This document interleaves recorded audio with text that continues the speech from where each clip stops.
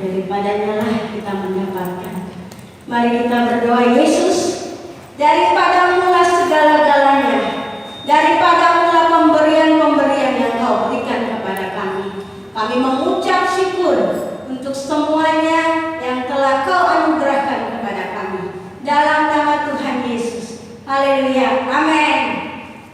Hari yang terindah ketika berjumpa.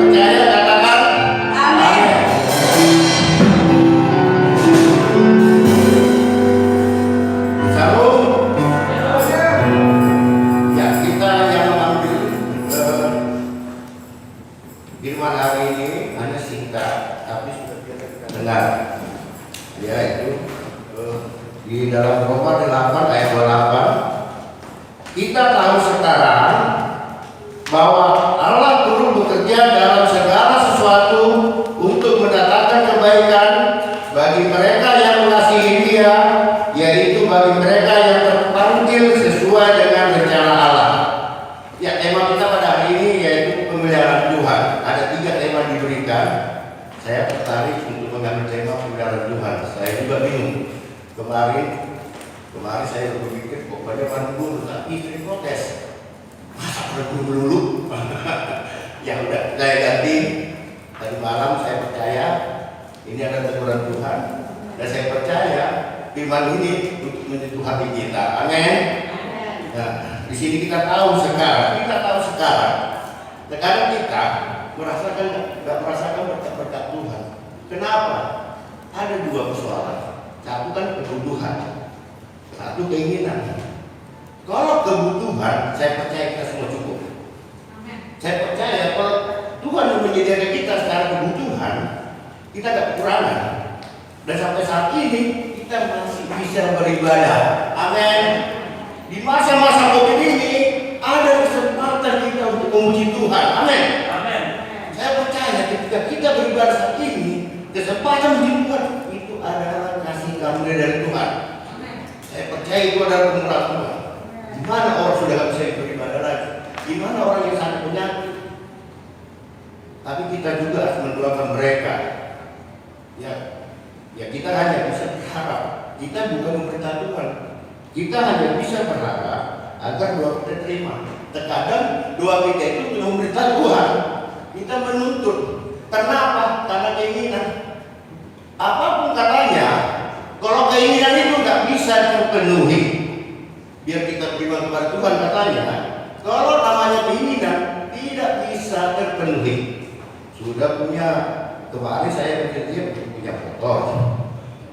Udah itu punya rumah. Udah punya rumah lagi, punya mobil. Udah punya satu, pingin lagi mobil yang mewah, pingin.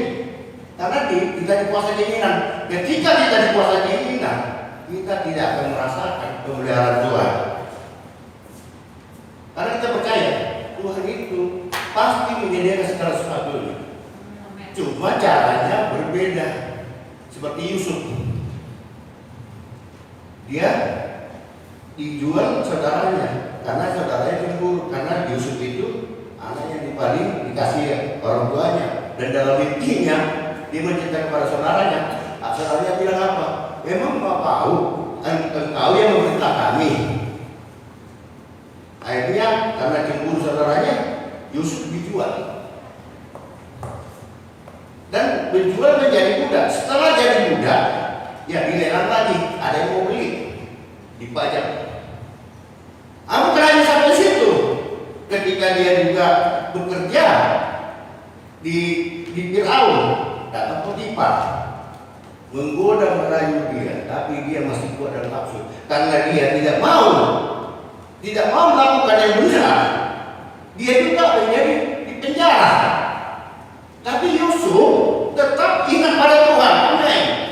Mungkin kita di sini terkadang karena kita memikirkan keinginan, Tuhan nggak adil, Tuhan nggak memberi berkat. Tetapi Yusuf di dalam persoalannya juga dia masih ingat Tuhan. Kenapa? Buktinya apa? Ketika dia bermimpi, dia minta hikmah dari Tuhan. Artinya dia nggak jauh dari Tuhan. Dan karena hikmah dari Tuhan itu dia bisa mengartikan mimpi. Terkadang kita dapat persoalan, kita langsung kecewa sama Tuhan. Kita minta tolong sama gembala atau hamba Tuhan lain, tolong didoakan. Doanya nggak mujarab. Ya kita kan hanya bisa bermohon, berharap pada Tuhan, bukan pemerintah.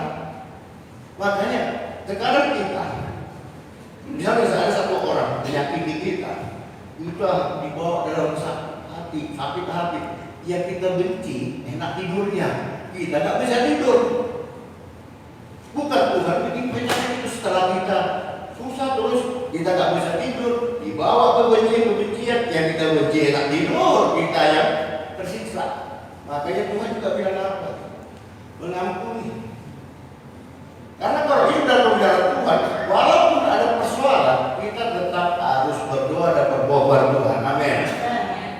Karena di sini kita tahu sekarang betapa Tuhan mengasihi ciptaannya.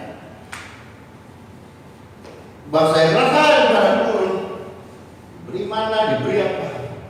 Diberi segala sesuatunya. kebutuhan hidup mereka. 40 tahun sepatu tidak rusak, 40 tahun baju tidak rusak. Ada penyertaan Tuhan. Sekarang kan kalau kita perhatikan, kenapa bangsa Israel itu keturunan pertama nggak sampai dalam perjanjian? Hanya keturunan kedua ya. Nah, sama dengan kita. Ketika kita menghadapi persoalan di proses Tuhan, kita percaya kita walaupun nggak apa sampai kita ujung hayat, kita tetap di proses Tuhan. Karena dari proses itulah kita tahu betapa Tuhan mengasihi kita. Dari proses itu kita tahu ada mujizat Tuhan. Amin. Tanpa proses kita mungkin sombong. Segala sesuatu seperti kerjaan berhasil. Ya kita nggak akan ingat Tuhan. Ya Tuhan bisa memberi kita persoalan masalah, tapi permasalahan yang kita hadapi tetap semampu kita. Mungkin kita berpikir, kenapa sih Ali berhasil dari saya? Padahal sama pekerjaan, tapi dia bisa naik jabatan. Kenapa? Karena dia lebih setia daripada Tuhan. Kenapa? Di dalam pekerjaannya dia tahu Tuhan menempatkan aku di tempat ini, dan dari sini akan turun berkat dari Tuhan. Akhirnya dalam bekerja dia tetap setia, bukan setia masalah kepada pimpinan, karena pimpinan itu kan mewakili Tuhan juga. Sekarang karena kita tidak setia, kita lebih banyak sirik, akhirnya kita malas gitu. Malas, saya capek, dia juga ada jabatan. Akhirnya makin lemah. Ujungnya apa? Maaf, mulai besok Bapak berhenti bekerja. Kita marah pada Tuhan. Padahal persoalan yang ada dalam hidup kita ini dari mana sumbernya? Pertama dari kita. Seperti tadi, kita sakit hati kepada orang, kita tidak mengampuni. Kita benci sampai gak tidur, terkutuk dari sampai gak tidur. Yang dibenci tidur ngorok, enak tidurnya. Kita tersisa balik, ujungnya apa? Sakit penyakit datang. Sekarang kita juga pikirkan, kenapa ada sakit penyakit juga? Saya percaya kita buat dalam Tuhan. Makanya di jemaat kita saya puji Tuhan ya. Nggak ada yang kena corona. Ada 2-3 hari sembuh. Itu bukan, itu sesuatu mujizat juga kita katakan kita hebat sama corona. Artinya ada mujizat Tuhan turun atas kita semua. Amin. Berarti ada pemeliharaan Tuhan kepada hidup kita. Cuma jangan dicapai tadi antara kebutuhan dan keinginan tadi. Cara kebutuhan ada kelaparan. Pak Gembala udah pernah nanya, ada kelaparan? Tidak. Semua orang-orang diberkati. Amin. Tapi kalau keinginan, ya tetap kekurangan, tidak tahu bersyukur. Kita tidak merasakan pemeliharaan Tuhan karena kita tidak bersyukur. Makanya bilang satu suara dia 5 ayat 8. Apa sama kata bersyukur dalam segala sesuatu. Dalam segala hal kita harus bersyukur. Sama contoh ini. Sekarang kita hanya bersyukur mengucapkan aja. Contoh ya, apakah saya berkati Tuhan? Nah, saya juga berduduk dari mana? Contoh, layak saya memberi sebar 2.000 berupa apa ini? Layak. Apakah itu ungkapan syukur itu layak gak? Terkadang ungkapan syukur ini hanya adalah kata-kata. Oke, nggak usah saya. Anak saya layak gak dia memberi persembahan 2.000? Kan belum bekerja, masih dibiayai, kehidupannya semua kita tanggung, kan orang tua. Tetapi ketika saya mengajarkan, udah disikat persembahan 2.000 aja. Artinya saya mengajarkan anak saya tidak bersyukur. Itu saya pribadi dari mana berenung. Apakah saya merasakan pemeliharaan Tuhan itu? Bukan aku ya. Ini mah bukan syukur itu agak susah diartikan. Ya, saya kan sudah melayani Tuhan. Saya jadi WR, saya jadi singer, saya jadi pengkhotbah. Ya udah, persembahan juga udah terpilah Tuhan kan saya udah melayani Tuhan, kan begitu.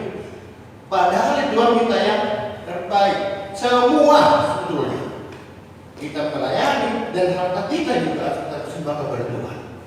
Roma 12 ayat 1. Semua. Anak kita, kalau saya bilang, kamu kan masih sekolah, kamu belum bekerja, punya penghasilan, udah setidaknya kasih persembahan. Yang berdosa, yang nggak tahu kita suku siapa? Ya saya, sebagai orang tua. Anak dididik.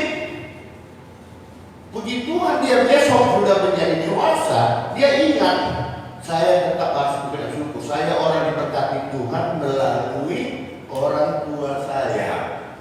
Berkat itu nggak datang langsung, terkadang berkat itu melalui orang lain, bisa melalui gereja, bisa melalui ponsel, bisa melalui pribadi. Tapi tetap berkat itu tidak akan kita rasakan kalau kita dikuasai oleh keinginan, bukan dikuasai oleh kebutuhan. Karena dikatakan kita tahu sekarang bahwa Allah turut bekerja dalam segala sesuatu, Allah turut bekerja. Di Matius 6 ayat 2, sedangkan burung di udara dipelihara Tuhan sama dengan raja wali juga. Raja wali bertelur. Nah, setelah menetas, sarangnya itu langsung digoyang itu setelah burungnya udah bawa belajar terbang anaknya, langsung dibuang itu. Sarangnya dijungkir balikkan karena jatuh belum bisa terbang, datang burung raja wali kecilnya ditangkap, naikkan lagi sampai anaknya belajar. Artinya betapa kejamnya raja wali sama anak yang mendidik kekerasan itu. Tapi dididik untuk menjadi kuat, biar bisa terbang, biar bisa menghadapi persoalan kehidupannya. Sama seperti kita. Sekarang kita kalau sayang sama anak kan, udah, kalau cengeng ini kan, jangan biar diam. Ya, banyak. Biar diam. Apalagi kita lagi asik kurungi kan, kurang asik. Tambahin lagi, yang penting kita biar kurungi ini. Anak dimanja. Sekarang kita kesal sama anak. Kenapa kamu begini? Anak orang tahu bersyukur. Ya kita mendidik sendiri. Kita nggak mengajarkan dia juga untuk bersyukur. Hati-hati. Kalau jajan banyak, nanti kamu nggak sekolah. Kemampuan orang tua tahu loh. Kayak saya, anak saya biasanya.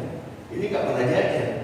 Pokoknya pagi sarapan, siang maka siang malam. Dia bersehari di mana dari kecil. Ya di mana merasa sakit penyakit. Kalau misalnya ada kan di sekolah keracunan makanan, nggak semua mati, nggak semua sakit. Ada yang sehat, hanya muntah-muntah. Sudah kenyang dulu. Ketika ada masuk entah racun, entah virus, udah ada yang membela tubuh. Sekarang ya orang tua kan nggak mau sarapan, ya udah kasih jajan aja. Karena merasa kasih sayang tadi terkadang kita nggak berpikirkan Tuhan juga berbuat sama kita seperti kita juga. Nggak ada orang tua yang memberikan ular kalau meminta roti. Artinya apapun yang kita minta Tuhan bisa siapkan, tetapi dia tahu kapan tiba, kapan saatnya. Dan Tuhan tak pernah berjanji kamu ketika ikut saya, ketika kamu percaya ada pemeliharaanku, ketika aku berkat kamu menjadi kaya. Kalau pikir manusia kan, orang yang berkati itu orang kaya. Benarkah orang kaya yang diberkati juga? Belum tentu. Mungkin dia bisa suka cita kita yang sederhana ini. Orang kaya, apalagi pandemi ini ya, yang kemarin tagihan lumayan besar, masih bisa bayar, masuk pandemi, penghasilan ya termasuk saya, penghasilan setengah jam, asuran nggak terbayar. Yang disalahkan siapa? Sekarang kita salahkan kita nggak pernah ya ini karena saya kurang bersyukur. Saya sendiri berpikir ini karena saya dikuasai oleh keinginan saya. Andai kan saya nggak kredit, saat ini saya nggak susah. Mungkin syukur saya itu lebih besar lagi karena nggak ada beban. Karena nggak dikuasai keinginan tersebut tadi. Untuk ke Medan bisa nggak ada bis? Bisa, tapi kita paksakan. Karena saya mau pulang ke Medan, saya harus mobil. Asuran pusat belakangan. Oke, dulu bisa bayar. Ternyata pandemi turun. Kita salahkan Tuhan. Apakah Tuhan nggak ada memelihara kita? Saya percaya Tuhan hari ini dengan kita untuk lebih mengenal lagi, untuk mengetahui lagi, untuk menerima, mengetahui buat apa Tuhan memelihara hidup kita. Amin. Yusuf dipelihara, orang yang di padang gurun juga dipelihara. Elia di 1 Raja-Raja 17 ayat 1 sampai 6 ya. Ketika musim paceklik tiba, dia disuruh ke Sungai Kering. Sungai Kering kan kecil. Kenapa kan Sungai Yordan? Karena kebutuhan satu orang. Burung gagak mengirim makanan. Kenapa burung gagak memakan daging, mengirim daging kepada Elia? Kenapa enggak burung rajawali, burung yang lebih besar? Karena yang diberi kebutuhan satu orang. Tuhan bukan nggak bisa memberikan yang lebih besar kepada nabinya, tapi Tuhan memberikan sesuai dengan kebutuhannya. Di padang gurun juga Tuhan memberikan sesuai kebutuhan. Makanya dalam doa Bapa kami, apa katanya? Bapa kami di surga, dikuduskan namamu. Berikan kami pada hari ini makanan kami secukupnya. Berikan kami pada hari ini makanan secukupnya. Bukan dibilang berikan kami pada hari ini makanan sebanyak-banyaknya. Sampai 1 bulan. 1 bulan lagi baru berdoa. Ya dong. Kan dari sebulan. Berarti sebulan lagi kita berdoa. Tuhan ingin kita ingat kepadanya. Tuhan ingin kita berseru-seru kepadanya. Kebutuhan kita akan disiapkan. Tapi pertanyaannya, kenapa doa makan pada siang hari saudara? Artinya 2 pagi. Berilah kami pada hari ini makanan kami cukup. Kan kami di siang didoakan, artinya dari pagi. Kita penyertaan kebutuhan itu dan apa? Pernah nggak kita merenungkan itu doa Bapa kami? Apakah karena doa hafalan? Doa Bapa kami ini banyaknya karena hafalan, tidak membayangkan menghormati apa yang tertulis. Dia bilang jadilah kehendakmu di bumi seperti surga. Berarti kita jadikan bumi ini seperti surga. Kebutuhan di surga apa? Cuma sukacita, Tuhan roh. Kalau dia bilang, Tuhan berikanlah kami makanan sebanyak-banyaknya. Itu bukan doa Bapa kami, jadi doa Bapa kamu kata ada kata soal pendeta, doa Bapa kamu itu, bukan doa Bapa kami lagi katanya. Pemeliharaan Tuhan hanya dapat kita terima ketika kita selalu bersyukur. Amin. Pemeliharaan Tuhan hanya kita dapat rasakan ketika kita tahu mana kebutuhan kita dan mana keinginan kita. Ketika kita tahu kebutuhan saya adalah menyekolahkan anak, yang kebutuhan hidup saya sudah pasti ya. Saya percaya orang tua yang di PPBK ada keadaan pengangguran ke sekolah, yang putus sekolah. Biar gimana juga kurang hidup itu ya. Mungkin ada kita yang sampai kurang.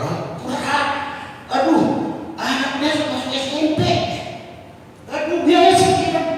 Pada saat tiba waktunya, kita nggak tahu uangnya dari mana. Amin. Betul? Pada saat tiba waktunya, masuk SMA. Aduh, belum baju dinas, belum ini, belum itu. Dan pada saat waktunya masuk SMA, kita nggak tahu dari mana. Tahu? 3 tahun sebelumnya. Itu gimana ini? Kok udah SMA ini gimana? Waktu mau SMP gimana? baju dinas, kebutuhan, buku-buku sekolah. Makanya dia jangan khawatir, jangan takut. Jangan kita lebih takut sama corona, karena corona kita jadi gak bekerja. Katanya jangan berkerumun, akhirnya kita batas waktu kita.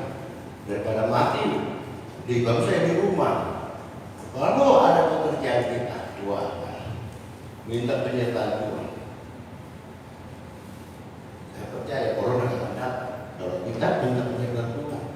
Dan memang itu apalagi untuk kebutuhan kita, bukan untuk keinginannya, untuk kebutuhan kita. Ada penyertaan Tuhan yang akan kita terima.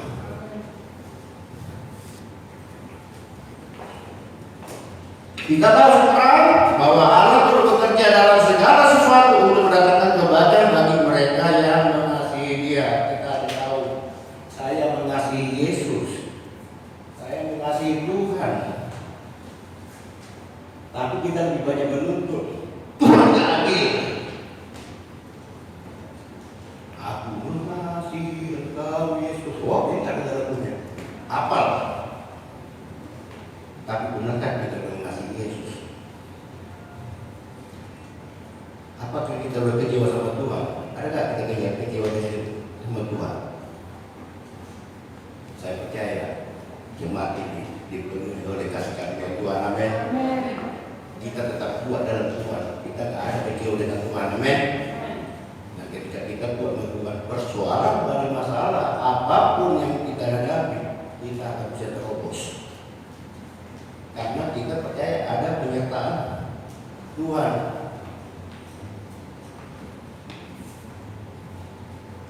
Sama dengan di Jakarta ini ada udah pengangguran 5 tahun.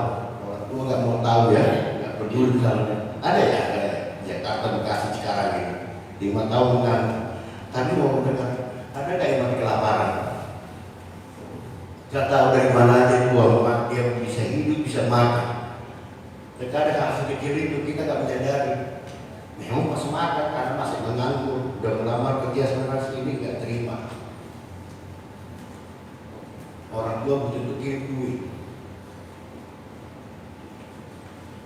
Ya saya mau katakan lagi, ketika kita melakukan orang tua, mari kita mulai dari yang terkecil yang diberkati Tuhan. Mari kita bersyukur agar kita tahu dan agar kita rasakan bahwa Tuhan telah memberkati kita. Amin. Dan ucapan syukur itu jangan hanya kata-kata, ya harus dengan tindakan. Sudah cukup, saya jadi sini sudah cukup, saya jadi berubah. Udahlah, persembahan sudah cukup 2.000. Wah itu konyol. Berarti cuma apa? Hati yang semu. Ini kan duitku, ini kan hartaku. Memang harta dibawa mati. Ada nggak hartanya yang bawa mati? Nggak ada kan? Dan kita lanjutkan lagi. Yaitu bagi mereka yang terpanggil sesuai dengan rencana Allah. Apakah kita orang-orang terpanggil? Amin. Orang terpanggil. Kenapa Tuhan memanggil kita dalam gereja ini untuk melayani Tuhan? Agar kita semakin dekat dengan Tuhan. Ya harus beda dong. Kalau udah pelayanan, udah jadi WL, sehingga jadi pengkhotbah, harus beda dong dari orang yang gak melayani. Kenapa? Kita udah semakin dekat sama Tuhan, semakin diproses, semakin tahu, semakin mengerti firman.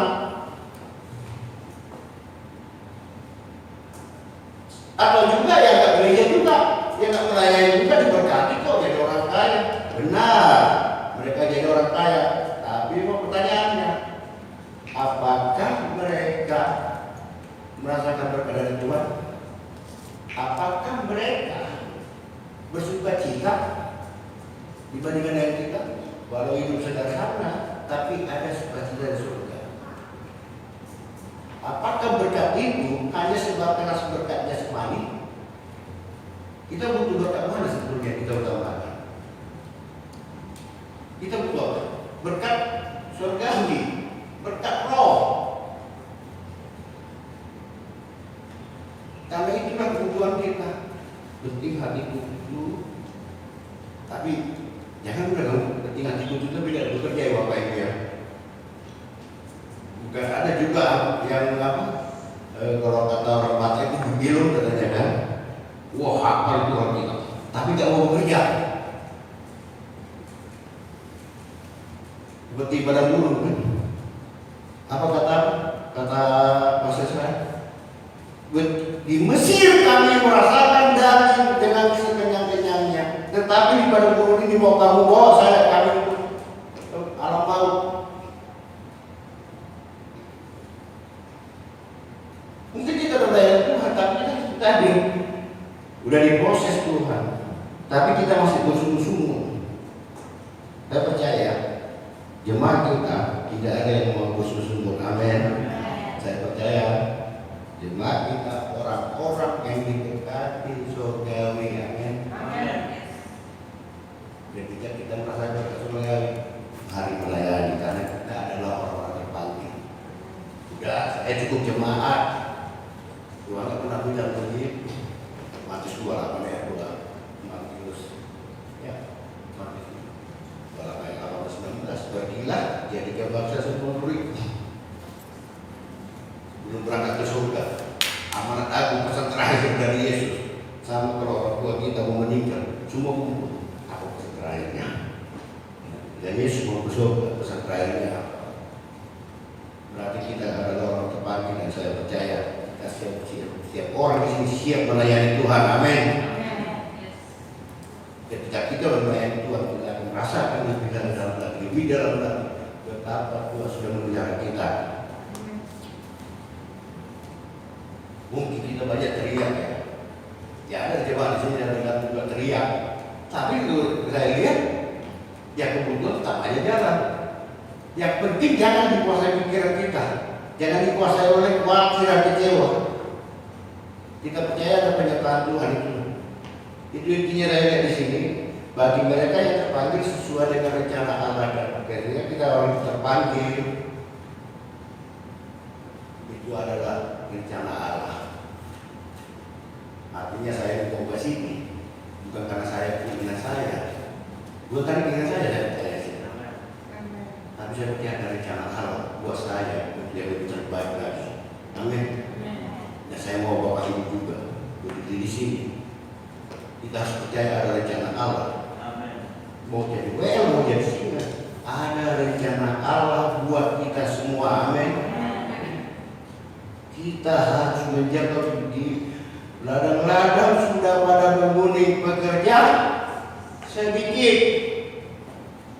Artinya kata Yesus apa? Mari kita semua melayani Tuhan. Dan ketika kita melayani Tuhan, kita akan merasakan pemeliharaan Tuhan yang selalu menyertai kita. Amin. Percaya. Dalam ibadah ini tadi malam saya banyak berenung. Istri protes ajaran itu Pak, jangan cukup banyak, cari yang lain. Saya dapatkan baru tadi malam saya dapat. Tapi ya saya percaya ini juga ada perenungan saya juga. Apa yang saya rasakan ya ini saya kira ada pesan-pesan Tuhan di balik semua ini. Dan saya juga percaya ada rencana Allah yang terbaik bagi kita semua. Amin. Kita berdiri.